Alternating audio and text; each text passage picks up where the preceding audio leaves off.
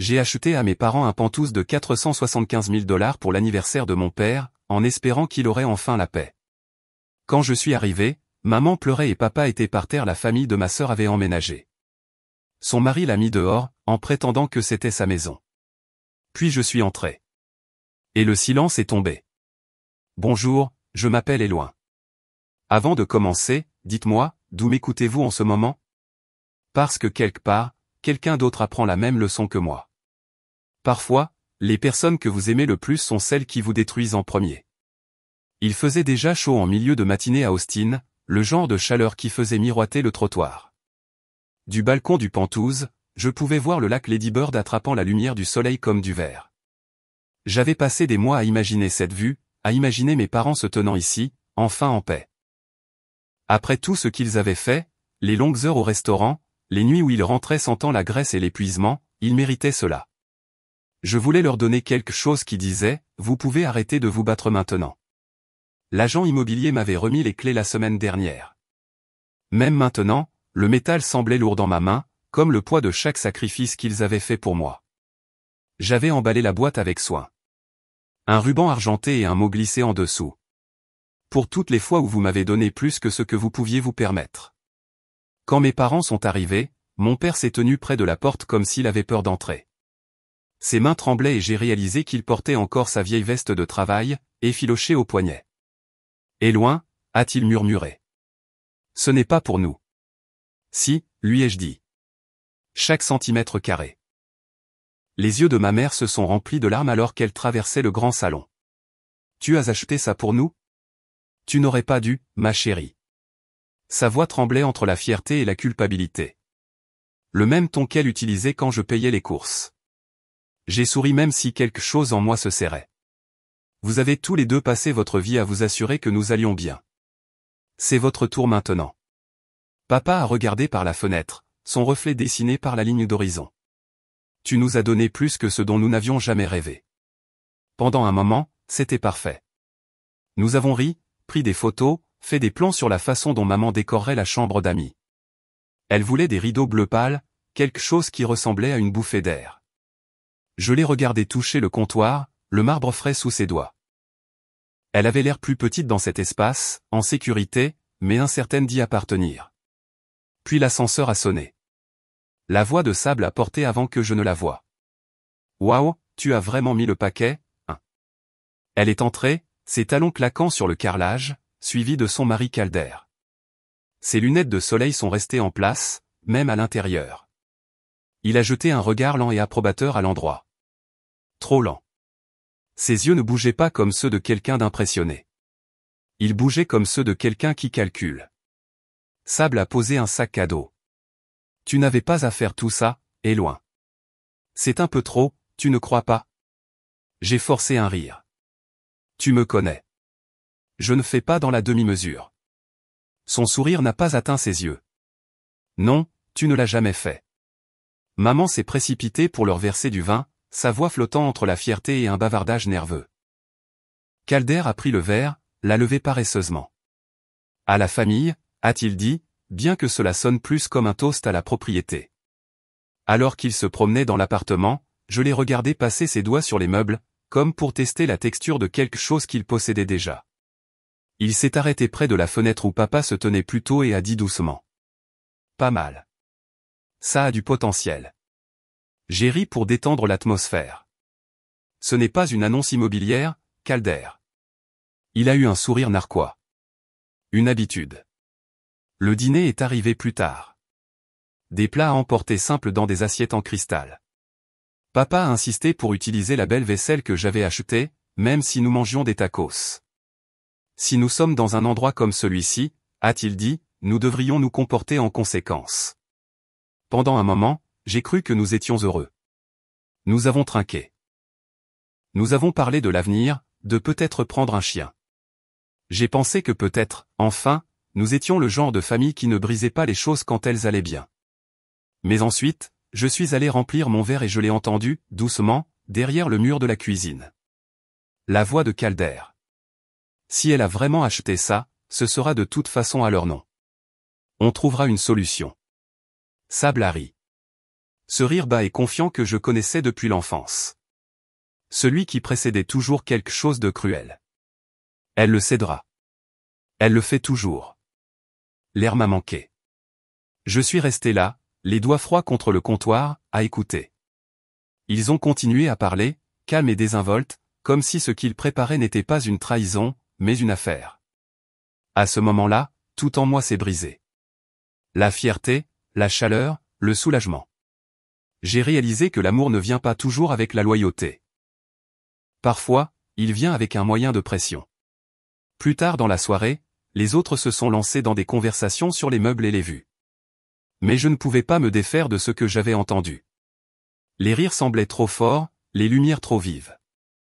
Je voulais dire quelque chose, exiger la vérité, mais la main de maman a trouvé la mienne sous la table. Elle avait l'air si heureuse.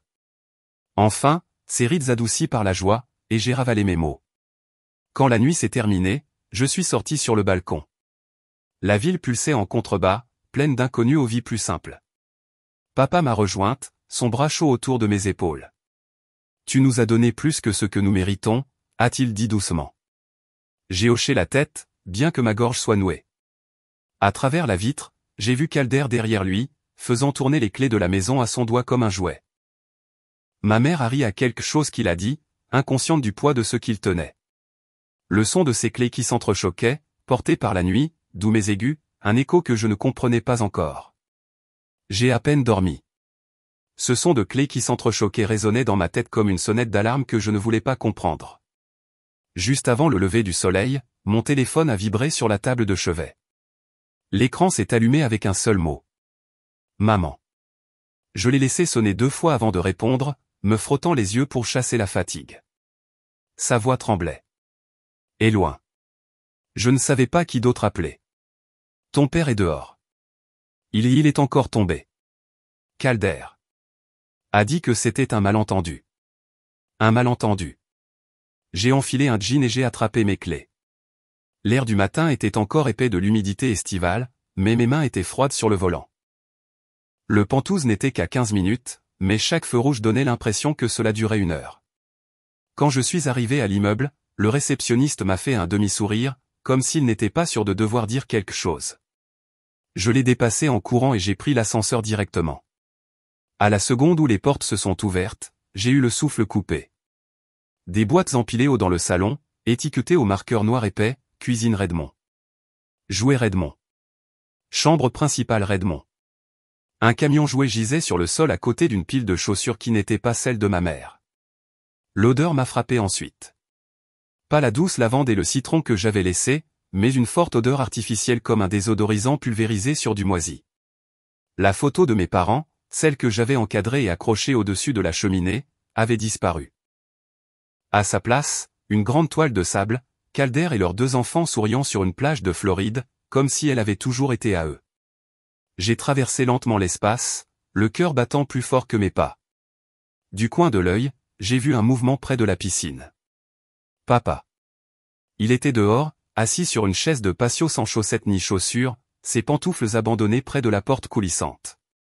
Il avait l'air petit dans la lumière du matin, les bras enroulés autour de lui comme s'il se préparait à une autre chute. Puis Calder a fait coulisser la porte derrière moi et est entré. Il n'a pas sourcillé en me voyant. « Oh, tu es là » dit-il nonchalamment, sirotant un café dans une tasse que je reconnaissais. « On pensait que tu en avais fini avec cet endroit. » Je l'ai fixé. « Fini ?» Il a haussé les épaules. « Tu n'es pas passé ? On s'est dit que tu l'avais offert, donc tu passais à autre chose. » Il est passé devant moi comme s'il ne venait pas de dire quelque chose de scandaleux. Je me suis tourné vers la cuisine. Ma mère se tenait près de l'évier, les épaules voûtées, sa main posée sur une tasse de thé ébréché. Sable était appuyé contre le comptoir, les bras croisés, mâchant un morceau de toast comme si c'était un mardi normal. « Tu réagis de manière excessive » dit Sable d'un ton plat. Papa a glissé. Calder aidait juste. Aider ? Je me suis approché d'elle. Il est pieds nus dehors comme s'il avait été jeté dehors. Ce n'est pas comme ça. Sable a soupiré comme si elle avait déjà eu cette conversation. Tu es toujours si dramatique. Je l'ai ignoré et je suis allé sur la terrasse arrière, m'agenouillant à côté de mon père. Ses yeux ont rencontré les miens un bref instant, puis ont baissé. Il n'a pas parlé. Papa, est-ce qu'il t'a poussé? Il a secoué la tête une fois, à peine, mais sa lèvre a tremblé, et j'ai vu le bleu se former le long de son poignet gauche. De retour à l'intérieur, les papiers sur le comptoir de la cuisine ont attiré mon attention. Des formulaires juridiques imprimés en couleur. Au début, j'ai pensé que c'était des factures jusqu'à ce que je voie l'entête, transfert de titre de propriété. Je l'ai pris. Les noms de mes parents, Annelle et Varity Kidding, avaient été tapés proprement, puis barrés au stylo. À leur place, quelqu'un avait écrit « Sable Redmond ». L'écriture était soignée, familière. Je me suis tourné vers ma mère. « As-tu signé ça ?» Elle a regardé le sol, puis la tasse dans sa main. Il a dit que c'était juste pour la sécurité, que ça ne changerait rien. « Maman, as-tu signé ça ?» Ses yeux se sont remplis de larmes. Je pensais que c'était pour la paix. Calder a dit que tu serais d'accord, que c'était toujours pour nous, juste plus simple. Mes doigts se sont agrippés au bord du comptoir pour me stabiliser. Tu lui as donné la maison que j'ai achetée pour vous. L'a cédée. Sa voix s'est brisée. Il a dit que tu ne voulais pas t'impliquer à long terme, que tu voyages tellement. Et... Arrête. J'ai de nouveau regardé papa. Il n'était toujours pas rentré. Sable ouvrait déjà une autre boîte, sortant des coussins comme si elle était chez elle. J'ai fait ça pour vous, aussi. Pas pour elle, pas pour lui. Et vous le leur avez simplement donné? Personne n'a répondu. Le silence qui signifiait autrefois le réconfort ressemblait maintenant à une trahison. C'était trop fort, trop évident. Je me suis de nouveau approché du comptoir et j'ai regardé la tasse dans la main de Calder. La préférée de mon père, bleu marine délavée avec une fissure sur l'anse. Calder a pris une autre longue gorgée et a souri d'un air suffisant. Tu peux toujours nous rendre visite, a-t-il dit. Mais je pense qu'on s'en occupe bien ici. Ma mère s'est levée pour verser du thé, ses mains tremblant. Assieds-toi au moins, et loin. Tu dois être fatigué.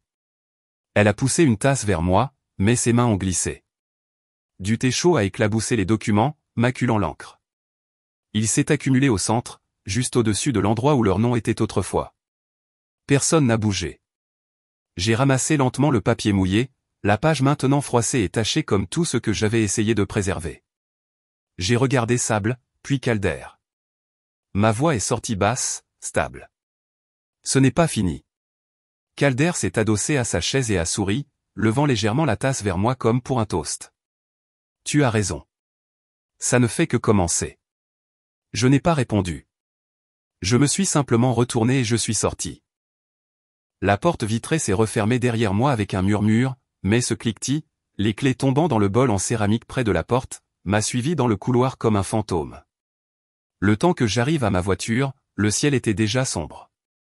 Je suis resté assise là, moteur éteint, à regarder le bâtiment dont j'avais autrefois rêvé qu'il apporterait la paix. Les lumières du Penthouse clignotaient comme un décor de théâtre, chacun jouant son rôle.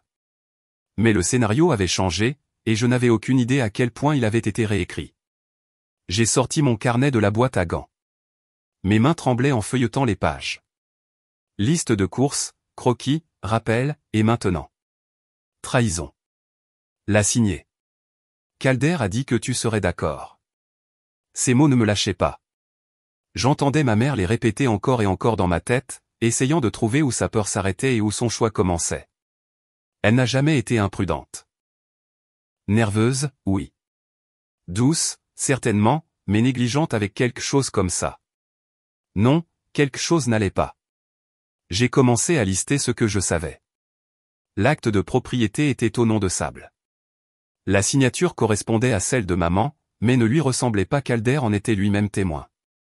Le transfert financier venait de quelque part. Je n'avais pas encore demandé, mais j'avais le pressentiment que je le savais déjà. Le matin, j'étais devant le bureau de location dans le hall principal. Un jeune homme aux yeux fatigués et un badge indiquant « Corbin » m'a accueilli. « J'ai besoin d'une copie des registres de transfert de propriété », dis-je.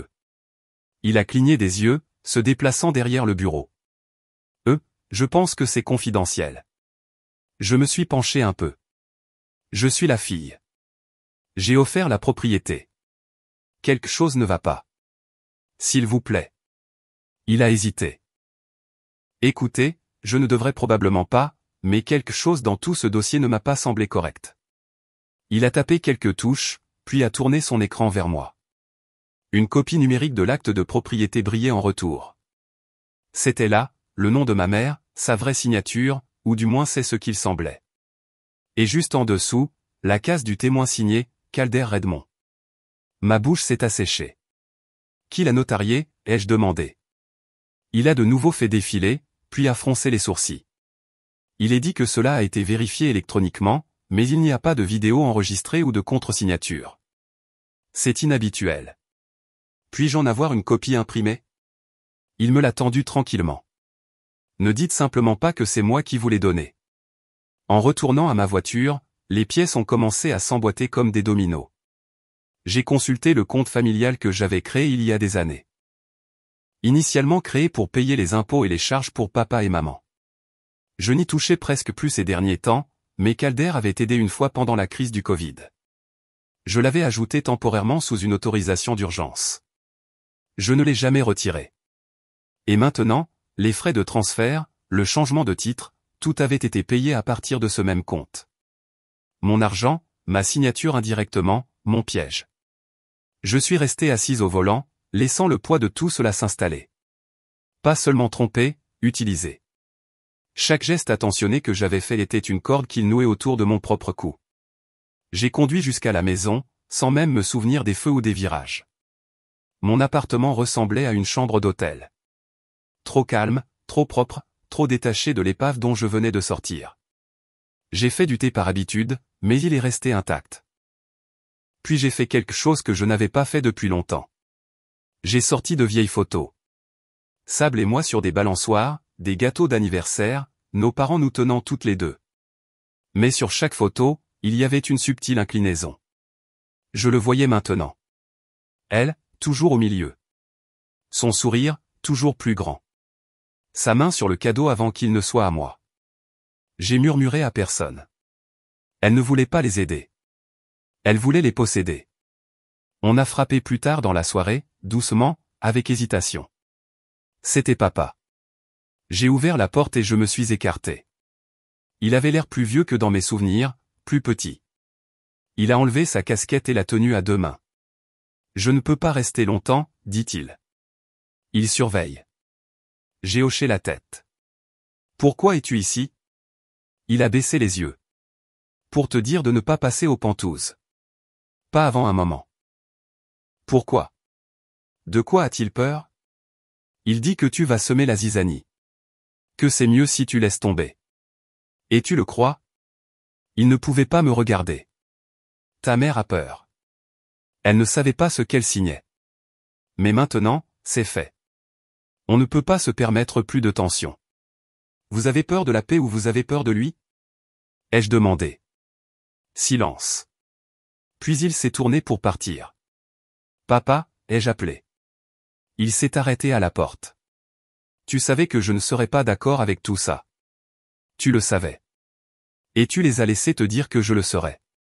Ses épaules se sont affaissées, mais il n'a rien dit. Il a simplement refermé la porte derrière lui.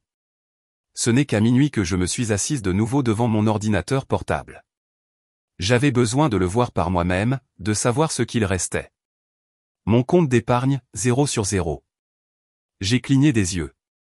Crédit, vide. Compte d'investissement, clôturé. Même le fonds fiscal que j'avais mis de côté pour l'année prochaine, disparu. Chaque transfert correspondait à des alertes de calendrier que j'avais ignorées. Des emails de paiement automatique que j'avais jetés. Des documents que j'avais confiés à d'autres. L'estomac s'est retourné. J'ai fixé l'objet de l'email sur mon écran comme s'il pouvait disparaître si je clignais des yeux très forts. 2. Calder Redmond. Objet, affaires familiales. J'ai cliqué. L'email s'ouvrait sur une phrase si polie, si suffisante, qu'elle aurait pu être tirée directement d'une de ces publicités immobilières du dimanche. De rien. Je me suis assuré que la propriété reflète maintenant la réalité. Tu as toujours voulu qu'on s'occupe d'eux, et c'est le cas, par nous. Pas de salutation, pas de chaleur, juste une revendication de victoire déguisée en charité. En pièce jointe, un PDF. Je l'ai ouvert. C'était là, une page numérisée avec mon nom, soigneusement signée à l'encre numérique. Mon nom, ma signature, sous l'entête, autorisation de transfert de propriété. Mais je n'ai jamais signé ça. Je savais exactement d'où venait cette signature, un contrat de location que j'avais approuvé numériquement pour ma mère il y a 2 ans, quand elle avait des difficultés à renouveler l'assurance de la voiture familiale. Calder avait accès à ce dossier. Il a dû la prendre, la modifier, la coller dans ce nouveau document comme si ce n'était rien de plus qu'un graphique. J'ai fait défiler jusqu'à la fin du message où il avait tapé une dernière ligne. Si tu insistes, je m'assurerai que tout le monde sache quel genre de fille tu es vraiment. Un frisson m'a parcouru, qu'aucune couverture ne pouvait arrêter. Ce n'était pas seulement un avertissement. C'était une arme. Le lendemain matin, je n'ai pas pris de douche. Je n'ai pas mangé. J'ai conduit directement aux Penthouse. J'en avais fini de jouer la gentille. À la réception, le gardien de sécurité de l'immeuble s'est levé en me voyant. « Bonjour, madame. Une pièce d'identité, s'il vous plaît. » Je lui ai fait un sourire crispé. « Vous me connaissez, Louise. Je suis Éloin Kidding. Je suis juste ici pour voir mes parents. » Il a hésité, regardant son écran. « Je suis désolé. Je ne peux pas vous laisser monter aujourd'hui. » Quoi? Il y a eu un changement. La liste d'accès a été mise à jour. Vous n'y êtes plus. Louise, je suis leur fille. J'ai acheté cet endroit pour eux. Il a baissé la voix. Je sais, mais monsieur Redmond est venu hier. Il a dit qu'il y avait eu une restructuration. J'ai reculé, regardant les fenêtres. Les stores étaient baissés. Puis, comme un fantôme, mon père est apparu à la porte du balcon, pâle, immobile, se tenant là comme une statue, trop effrayée pour bouger. Et derrière lui, ma mère. Elle m'a vu. Je sais qu'elle l'a fait, mais elle s'est détournée. J'ai dégluti difficilement. Le gardien de sécurité s'est éclairci la gorge. Je ne devrais pas dire ça, mais il nous a dit que tout est enregistré maintenant. Audio, vidéo, même les conversations dans le hall. Avant que je puisse répondre, la concierge, Maria, s'est approchée sur le côté et m'a glissé quelque chose dans la main. Un mot plié une fois. Il enregistre tout. Ne parlez pas ici. J'ai hoché la tête une fois, je me suis retourné et je suis retourné à ma voiture. À l'intérieur, je suis resté dans le silence et j'ai déplié le mot. Pas de signature, juste 4 mots griffonnés à la hâte. Il connaît tes mots de passe. Cette nuit-là, de retour à mon appartement, les murs semblaient m'écouter. J'ai fait du thé juste pour me sentir normal. La vapeur est montée et a embué mes lunettes, mais je ne les ai pas enlevées. J'ai regardé à travers le flou comme si c'était un bouclier. J'en avais fini de pleurer. Mon téléphone a vibré. Je ne voulais pas regarder, mais je l'ai fait. Un message de groupe du fil de discussion familiale. Sable avait posté une photo.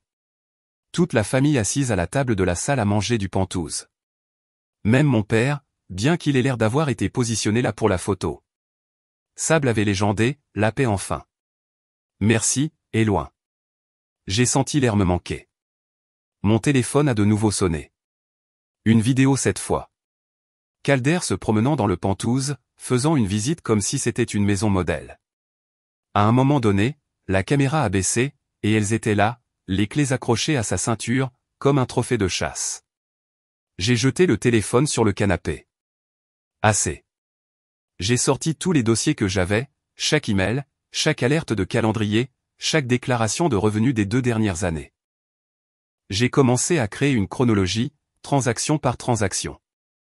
La contrefaçon, l'accès au compte, les virements automatiques que j'avais ignorés, pensant qu'il s'agissait de factures standards. La trahison avait été construite en couches, des couches silencieuses. Pendant que j'étais trop occupé à travailler tard le soir et à faire confiance à ma famille, ils n'avaient pas seulement pris de l'argent. Ils avaient pris l'histoire, l'avaient réécrite, me refilant le rôle de la fille amère qui ne pouvait pas lâcher prise. Très bien, qu'ils pensent que j'étais silencieuse.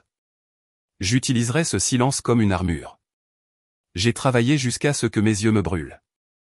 Juste après minuit, je me suis forcé à m'arrêter. Je me suis penché en arrière, j'ai repris mon téléphone et j'ai commencé à faire défiler de vieilles photos. L'une d'elles a attiré mon attention. C'était le jour où j'avais remis les clés à mon père. Il souriait, tenant la petite boîte comme si elle contenait un miracle. Mais dans le reflet du miroir derrière lui, je l'ai vu, Calder qui regardait, non pas en souriant au cadeau, mais en souriant au vent. Mon cœur s'est serré. Il a planifié ça, ai-je murmuré. Le téléphone a sonné. Numéro inconnu. J'ai répondu. Une voix basse, pas celle de Calder. La voix au téléphone était calme, trop calme. Si vous continuez à creuser, mademoiselle Kidding, vous ne perdrez pas seulement votre famille. La ligne est devenue morte. Je suis resté là, figé, mes doigts agrippant toujours le téléphone, comme si je pouvais maintenir la menace en place et lui donner un sens. Mon appartement était silencieux, à l'exception du faible bourdonnement du réfrigérateur, mais chaque ombre semblait soudainement vivante. Qui que ce soit, ce n'était pas Calder. La voix était plus âgée, plus profonde, celle de quelqu'un qui n'avait pas besoin d'élever le ton pour me faire peur. Le matin, j'étais garé au café près du lac, le même endroit où j'amenais mes parents le dimanche. L'air sentait le café torréfié et le bois humide. J'ai à peine touché ma boisson. Il est arrivé en retard. Hugh Whitlow, le chef de la sécurité de l'immeuble. Je l'ai reconnu pour l'avoir vu quelques fois en visitant le Penthouse. Toujours poli, silencieux, le genre d'homme qui remarque tout et ne dit rien. Il s'est assis en face de moi et s'est légèrement penché. Vous n'auriez pas dû recevoir cet appel, dit-il doucement. Mais je suppose que cela signifie que vous approchez du but. Approchez de quoi? De comprendre ce que Calder fait vraiment. Il a jeté un coup d'œil autour du café, puis a glissé une petite clé USB sur la table. Je ne peux pas être vu en train de vous donner ça, mais il y a quelque chose que vous devriez voir avant de retourner là-bas. Qu'est-ce que c'est? Des images de quelques jours avant l'emménagement. Il a apporté des boîtes tard dans la nuit, les a étiquetées comme des archives financières. J'ai vérifié les registres plus tard. Elles n'étaient pas censées exister. J'ai hésité avant de la prendre. Pourquoi m'aidez-vous? Il a soupiré. Parce que votre père m'a aidé une fois. Quand l'entreprise a réduit mes heures, il a parlé à la direction, m'a fait retrouver mes avantages. Je lui dois ça. Il s'est levé pour partir, mais a ajouté une dernière chose. Faites attention à qui vous faites confiance, mademoiselle Kidding. Calder ne travaille pas seul. La clé USB me brûlait la paume alors que je rentrais chez moi. Quand je l'ai branchée sur mon ordinateur portable, la vidéo s'est lancée sur un petit flux de sécurité, horodaté 3 jours avant l'anniversaire de mon père. La caméra du couloir montrait Calder déchargeant des boîtes d'un camion de déménagement étiqueté « Archives financières Kidding Holdings ». Il n'était pas censé avoir accès à ce nom, pas légalement. Et là, dans le cadre, il y avait Sable qui l'aidait, en riant. Ma gorge s'est nouée. Chaque mot gentil qu'elle m'avait dit le soir de la fête a résonné dans ma tête. Tu n'avais pas à faire tout ça. Tu es trop généreuse. Tu en fais toujours trop. Rien de tout cela n'était de la gratitude. C'était de la distraction. L'après-midi, je ne pouvais plus rester en place. J'avais besoin de réponses, pas de Calder, mais de la femme qui avait été autrefois ma boussole. Maman. Quand elle a ouvert la porte du Penthouse, elle avait l'air plus petite que dans mes souvenirs, pâle, presque transparente. Ses yeux ont filé vers le salon, puis sont revenus vers moi. « Tu ne devrais pas être ici », a-t-elle murmuré. « Il sera bientôt de retour. »« Je m'en fiche », ai-je dit. « Maman, qu'est-ce qui se passe? Pourquoi as-tu signé ces papiers ?» Ses mains tremblaient sur le bord du comptoir. Il a dit. Il a dit que si je ne le faisais pas, il emmènerait ton père. Qu'il nous déménagerait ailleurs, loin de toi. Je voulais juste la paix, et loin. Je pensais que ça le calmerait. La paix? J'ai à peine pu empêcher ma voix de se briser. Tu as tout abandonné pour la paix. Elle a tressailli comme si je l'avais frappée. Je ne savais pas quoi faire. Sa peur était réelle. Pas de la faiblesse, mais de la survie. Et pour la première fois, je l'ai vue non pas comme la femme qui m'avait trahi, mais comme quelqu'un de piégé, de réduit au silence. Elle a pris une profonde inspiration, les yeux brillants. Il y a quelque chose dans le bureau de ton père, dans l'ancienne maison, sous la Bible. Ne reviens pas ici tant que tu ne l'auras pas trouvé. Avant que je puisse en demander plus, l'ascenseur a sonné. Son visage est devenu blanc. Pars, a-t-elle murmuré. S'il te plaît. Je me suis glissé par l'escalier, mon pouls martelant alors que j'atteignais la rue. Le trajet jusqu'à l'ancienne maison m'a semblé interminable. L'endroit avait l'air abandonné, l'herbe haute, les rideaux tirés. J'ai déverrouillé la porte et je suis entré dans un air vicié et silencieux. Les meubles étaient recouverts de draps, fantômes de ce qui fut autrefois une maison. Je suis allé directement au bureau. La lumière a vacillé quand je l'ai allumée, faible et saccadée. La Bible était sur le bureau, comme elle l'avait dit. Sa couverture était fissurée. Les pages jaunies par des années de notes de l'écriture soignée de mon père. Je l'ai soulevée et c'était là, un vieux dossier glissé à l'intérieur de la couverture arrière. À l'intérieur se trouvaient des photocopies d'actes de propriété datés de plusieurs mois avant que je ne fasse l'achat et une lettre écrite de l'écriture inimitable de mon père. Si quelque chose arrive, fais confiance à Lana Carril. Elle saura quoi faire. Lana, l'avocate de mon père et autrefois mon amie. Nous ne nous étions pas parlé depuis des années, pas depuis qu'elle avait quitté le cabinet pour s'occuper de son mari. Alors, il savait. Mon père savait que cela arriverait. Il avait essayé de nous protéger et j'étais tombé droit dans leur piège quand même. Je me suis assise dans le vieux fauteuil, le poids du dossier pesant sur ma poitrine. La maison craquait sous la chaleur de l'été. Dans la cuisine, j'ai remarqué une tasse de thé cassée dans l'évier. La préférée de ma mère, celle avec des fleurs bleues délavées, fissurée de part en part. Je l'ai prise, traçant la fracture avec mon pouce. Ce n'était pas seulement la porcelaine qui s'était brisée. C'était tout. Alors que le crépuscule s'installait dehors, la pièce s'est obscurcie jusqu'à ce que seule la faible lampe de bureau éclaire mon visage. J'ai de nouveau fixé les papiers, les mots se brouillant alors que les larmes montaient. Je leur ai donné une maison, ai-je murmuré. Et ils m'ont donné une guerre. Mon téléphone a vibré sur le bureau, un texto d'un numéro inconnu. Calder. Tu aurais dû rester en dehors de ça. Le texto de Calder est resté sur mon écran comme une provocation. Tu aurais dû rester en dehors de ça. Je n'ai pas répondu. J'ai fermé mon téléphone et j'ai repris le dossier, celui que mon père avait caché sous la vieille Bible, comme s'il était sacré. Peut-être l'était-il. Dans notre famille, la foi était silencieuse, tacite, mais toujours présente, tout comme la vérité. 2 matins plus tard, je suis entré dans le bureau de Lana Carril. Tout en vert et en silence. Le soleil entrait à flot derrière son bureau, faisant paraître ses cheveux plus argentés que blonds. Elle n'a pas souri en me voyant. Elle a juste fait un geste vers la chaise en face d'elle et a dit « Montrez-moi ». J'ai fait glisser les documents sur la table. Elle a ajusté ses lunettes de lecture et les a examinées méthodiquement, page par page, ses doigts ne tremblant jamais, ses yeux se plissant légèrement à chaque tournant. Cet acte de propriété est antérieur à tout ce que Calder a soumis. Et regardez ça. Elle a montré un document de fiducie. Votre nom est toujours inscrit comme tuteur financier. Il n'a jamais déposé le transfert correct auprès du bureau des titres. Ce qu'il a fait était cosmétique, de la poudre aux yeux. Ça ne fonctionne que si personne ne vérifie. Je me suis penché en avant. Alors on peut annuler ça?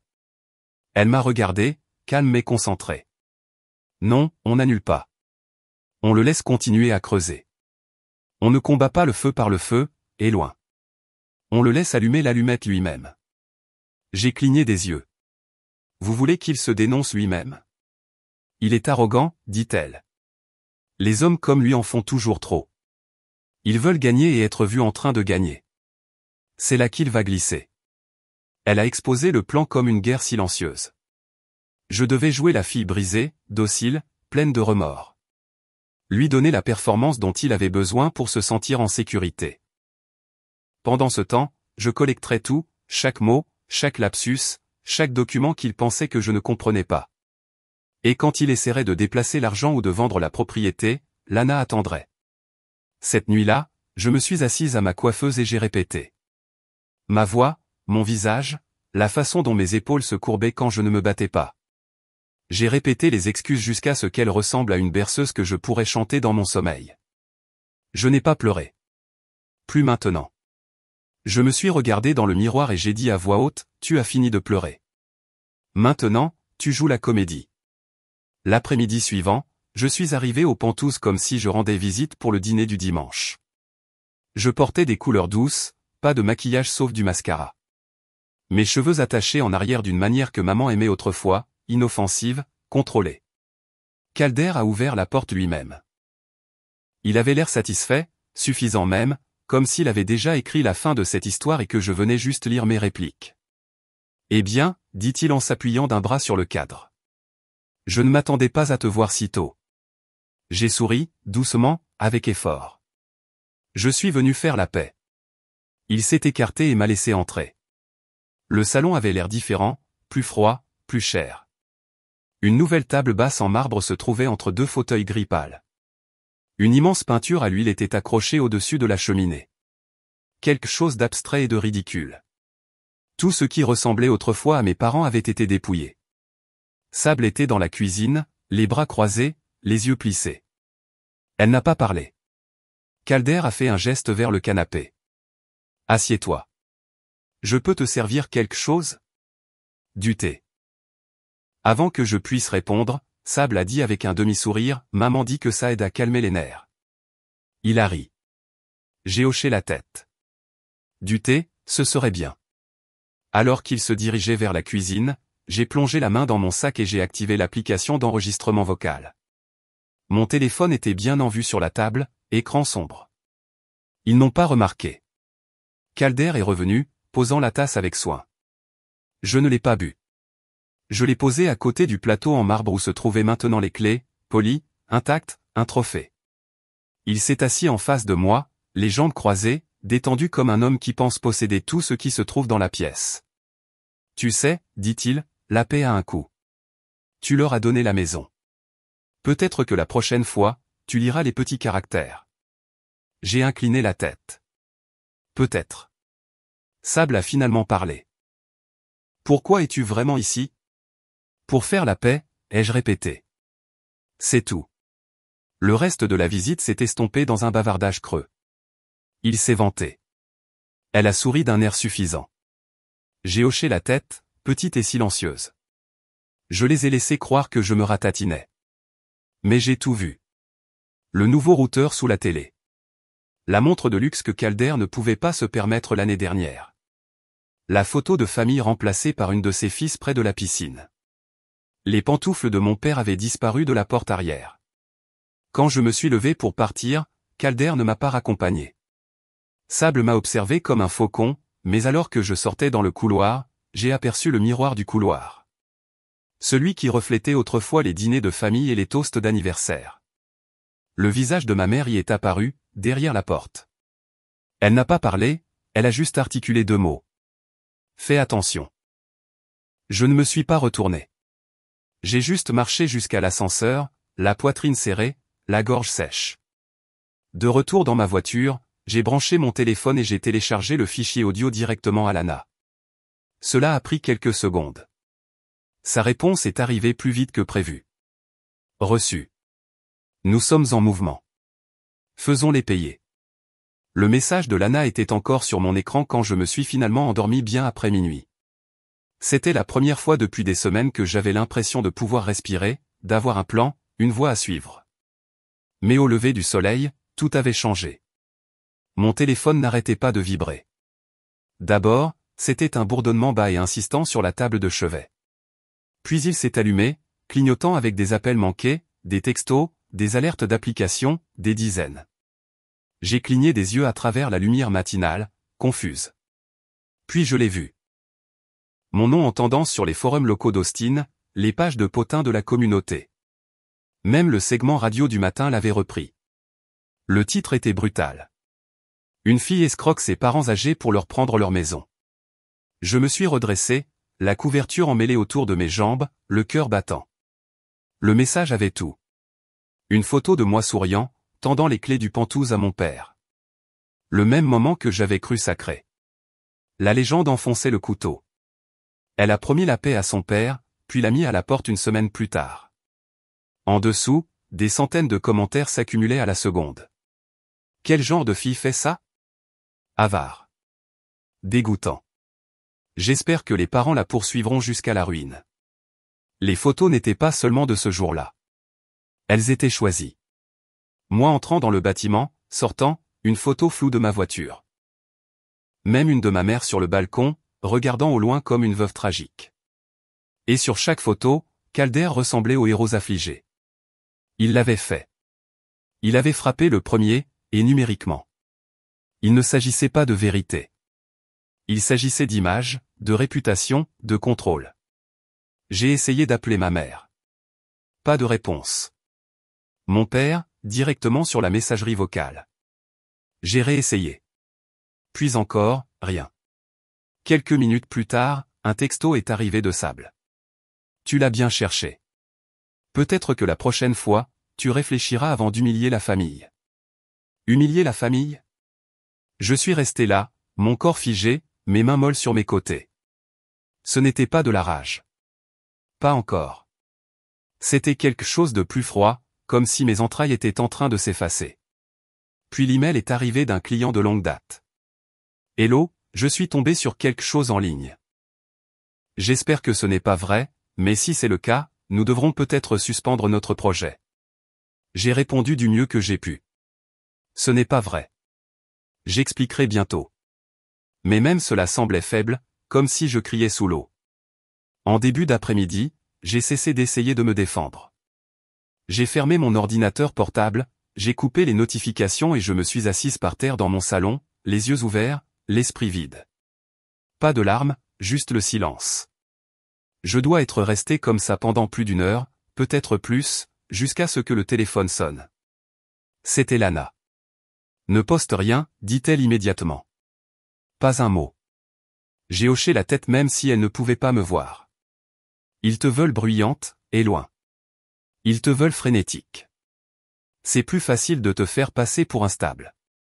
Ne combats pas le bruit par le bruit. J'ai à peine réussi à articuler les mots. Ils ont utilisé des photos de l'intérieur de l'immeuble.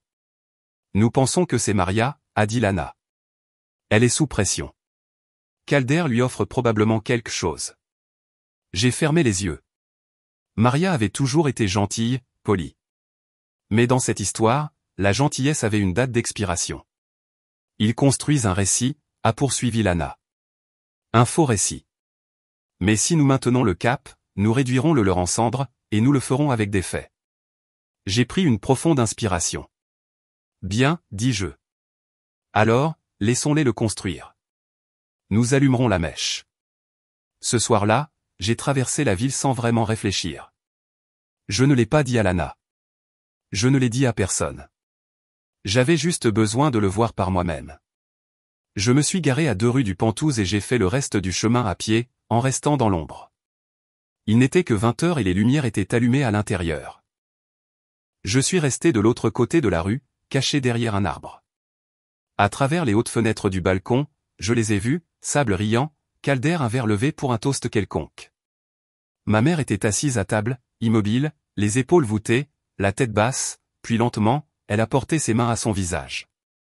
Elle pleurait. Je n'ai pas bougé. Je n'ai pas respiré, et je n'ai pas détourné le regard. Cette scène s'est gravée dans mon esprit. Pas seulement la trahison, mais la performance de tout cela. Le spectacle, la manipulation, et mon père. Il n'était pas là. Je ne sais pas combien de temps je suis resté, seulement que le froid a finalement traversé mon pull et ma peau. Je suis retourné vers ma voiture, mais pas silencieux sur le trottoir.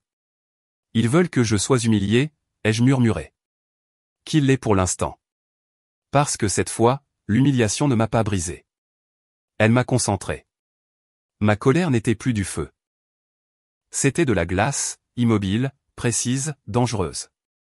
De retour à la maison, je n'ai pas allumé la télé.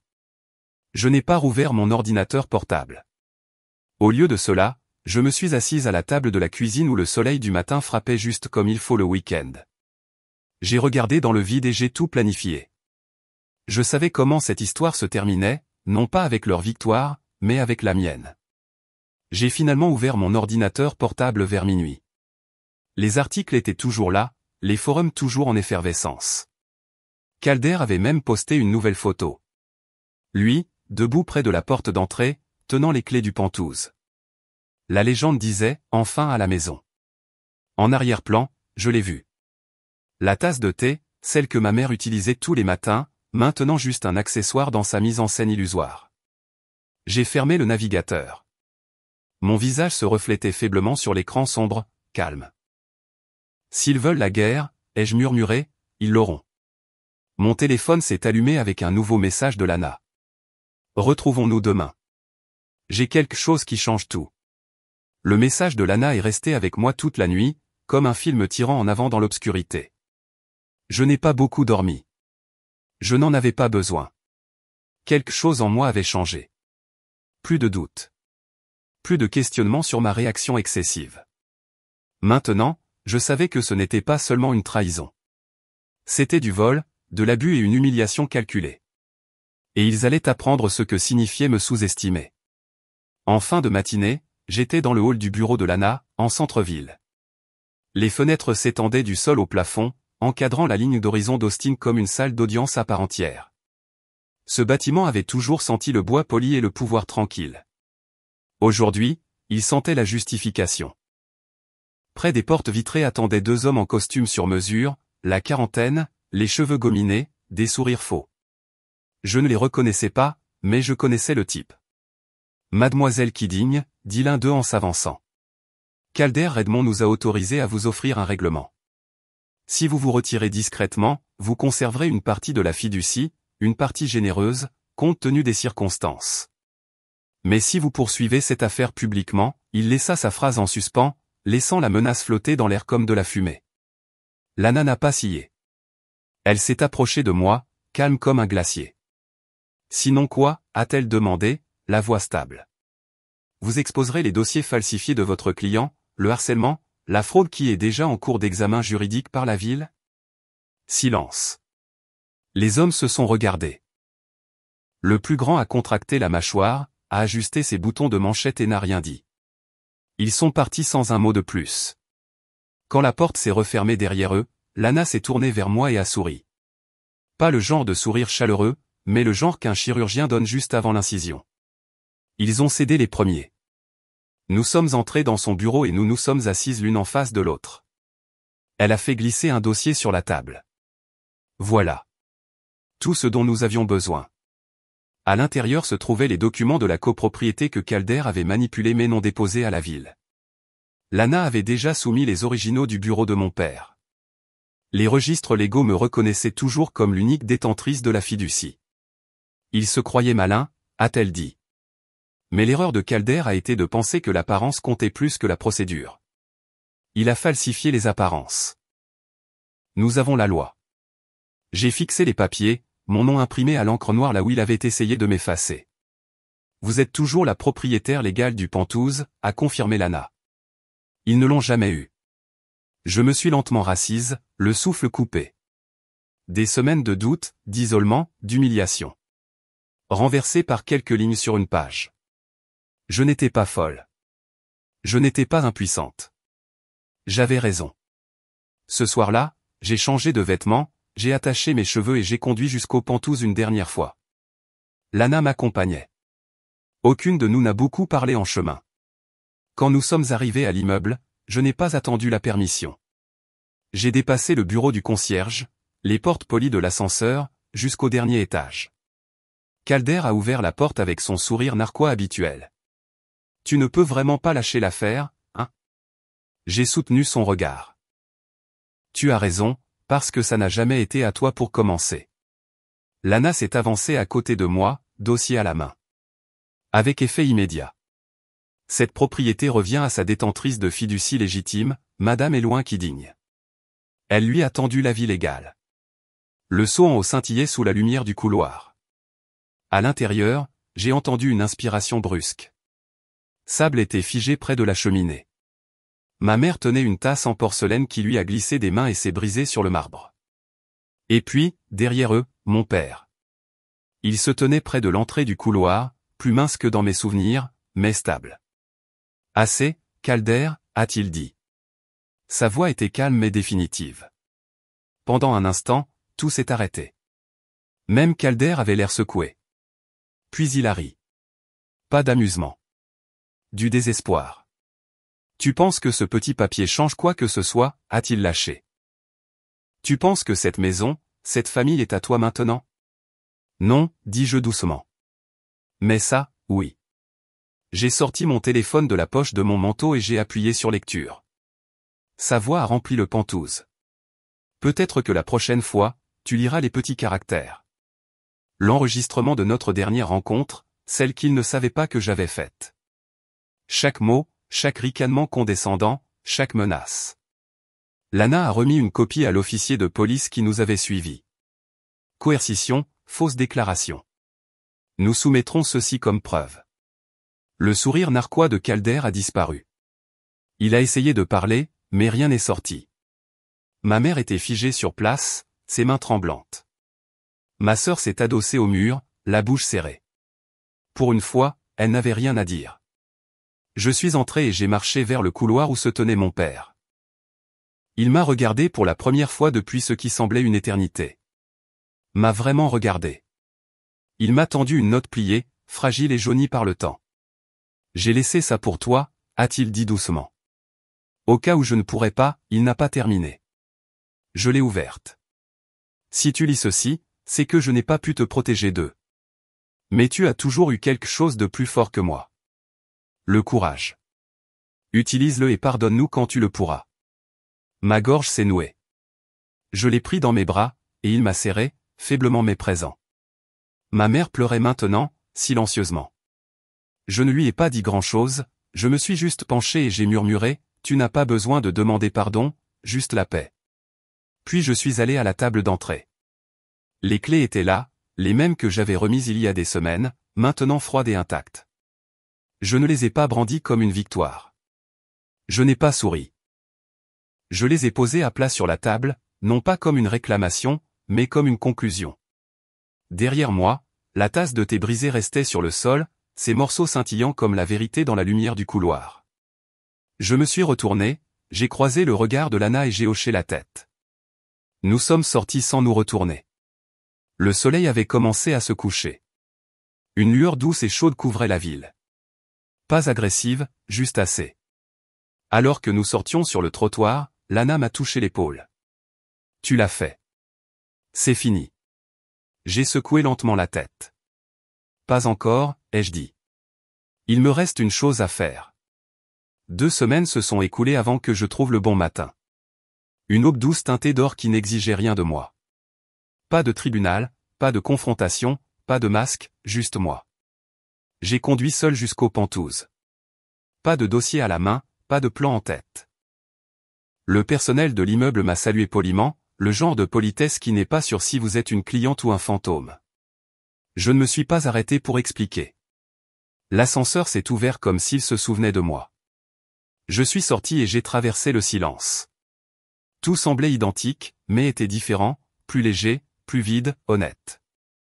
Je me suis dirigé vers le toit où tout a commencé. La brise portait une légère odeur de jasmin.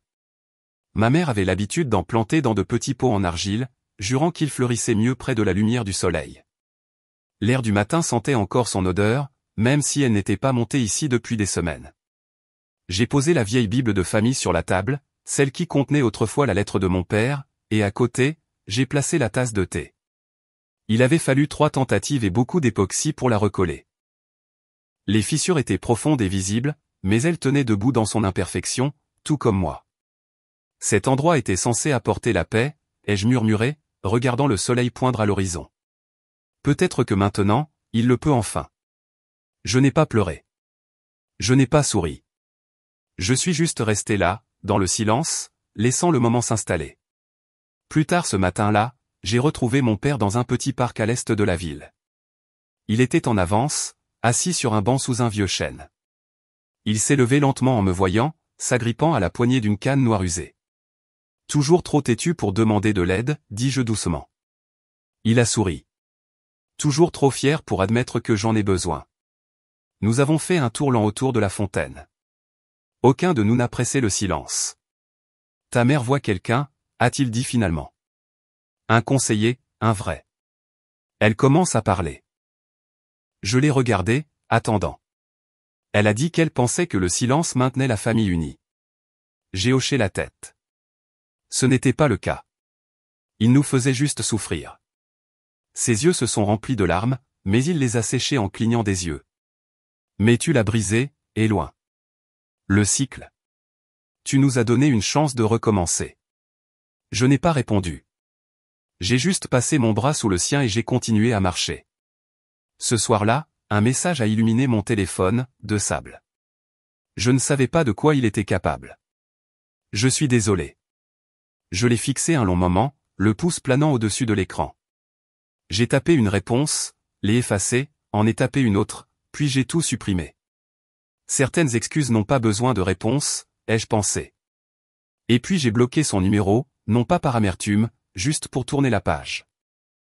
Quelques jours plus tard, je suis retourné au Pentouz une dernière fois, cette fois avec Lana et un notaire. J'ai signé les derniers papiers et j'ai remis les documents pour sa vente. Je ne le garde pas, lui ai-je dit. Lana a haussé un sourcil. Sûr de toi. J'ai regardé autour de moi une dernière fois. La lumière du soleil se déversait sur le marbre comme au début. Toujours chaude. Certaines maisons guérissent mieux quand on les laisse derrière soi. Elle n'a pas discuté. Les bénéfices de la vente ont été versés à une fondation que nous avons créée ensemble pour les femmes qui reconstruisent leur vie après une trahison familiale. Nous l'avons appelée The Kielin Fund. Tu as transformé ta douleur en une raison d'être, a dit Lana lorsque nous avons finalisé les formalités. Non, ai-je répondu. Ce n'est pas une raison d'être. C'est de la survie. Et cela semblait honnête. Mes parents ont emménagé dans une modeste maison de plain-pied près de la périphérie de la ville avec un petit jardin et de la place pour un potager. Mon père a replanté des tomates. Ma mère a recommencé à peindre. Ils vivent plus lentement maintenant, plus sincèrement. Nous nous parlons tous les dimanches. Nous ne mentionnons jamais le Pentouz. Et c'est bien comme ça. Mon nouvel appartement est plus simple. Des fenêtres lumineuses, de vieux livres, un petit bureau dans un coin où je fais du travail de conseil. Sur celui-ci se trouve une photo de nous.